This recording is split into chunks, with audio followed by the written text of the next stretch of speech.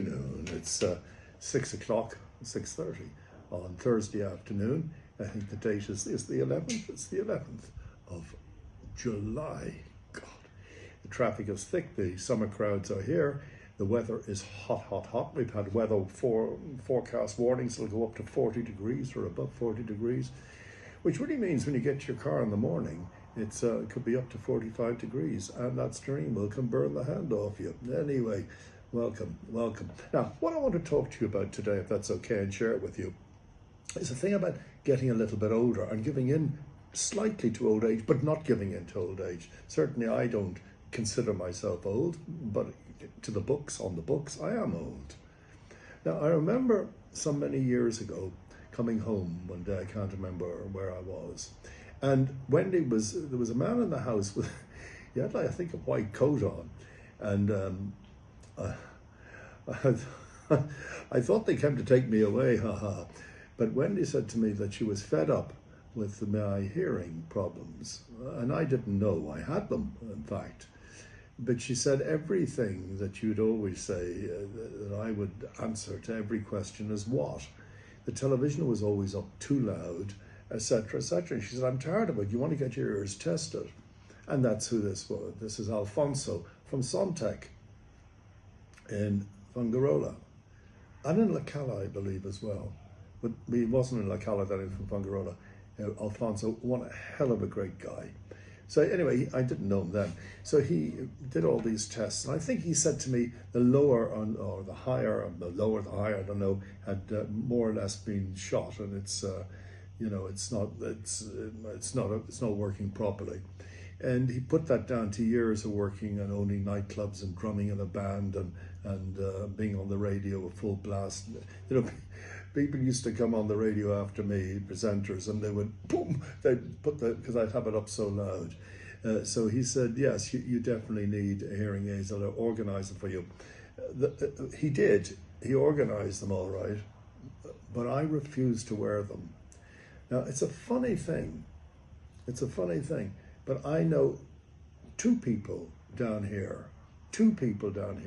who refuse to wear their hearing aids. And is it giving in to age? I don't know. But when I went into real estate, now this was before when I was on radio, but when I went into real estate, I realized that I'll have clients in the back of the car, clients in the front of the car, whatever. I can't be coming around saying, what? So I put my hearing aids in. Let me go back a little bit.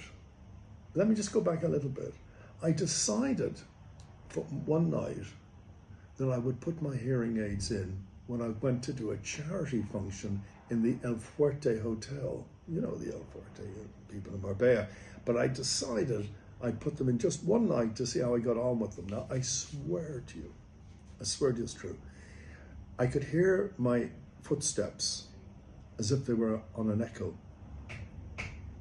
I don't know if you can hear that. It was so loud. When I got to the ballroom where the function was, I normally go on stage when they're having their sweet, their pudding, and that's when we do the auction. And the noise in that ballroom was deafening, if you excuse the pun. And the crashing of plates, the forks, knives crashing on plates. I couldn't believe this noise. But it's been so long since I've had perfect hearing. When you hear this type of noise, obviously you get used to it.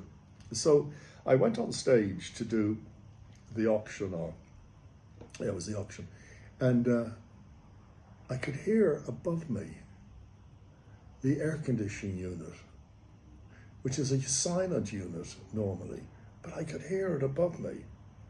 And I went home that night. I'm not wearing these bloody things again. Now we'll move forward to when I joined up with Bromley, and I realised I'd have to wear them, and I did, and I got used to them. And they're a wonderful thing. They're absolutely sort of computerized. They can hear in the back, they can hear in the front. They're a microphone as well. They're everything. I pick up music in them when I want to, like iPods. Is it pods? Pods. It works exactly like that as well. So honestly, it's they're amazing, and you get used to them. I couldn't go out really without them now, and I've been wearing them for a long, long time. I actually upgraded to another pair now, which the ones I had, the ones I had, which you can, a lot of them are batteries, these little tiny batteries. And I remember I had a radio station in the Kempinski Hotel called iTalk FM. I'm sure some of you remember that. And I was wearing my hearing aids. I was getting sort of used to them. And I went to have coffee with the manager, the director, whoever. And we're having about four of us talking about the radio show. I don't think I'd opened it yet. I think we were there to negotiate the opening party. And the next minute I hear a fire alarm going off. And I'm looking at everyone as if like, you know, are you going to do nothing? And I said, do you not hear that? And he said, what? Beep, beep, beep, beep. No. And what it was telling me my battery's running out of my hearing aid. I was the only one that could hear it. But now my hearing aids are chargeable, so at night I put them into charge, and they're fantastic. They must say, they change your life totally. And here at home, you know, I used to put on what you call it when I was watching TV. I would put on the whatever you call it, when you read it, you know. Anyway, but now I got a little box. It was €200 or something, and you plug that little box in the TV, and then it sends the signal, or what's on TV, straight to your hearing aid. And let's say Wendy's using the phone, she can turn the TV right down to 0, and I still hear it perfectly. I've got one of them in the living room, and I have one up in the bedroom as well. So, you know, you're not disturbing anyone. They're amazing. Again, it was from Alphonse, from Sontec, they have them. They have lots of different things. But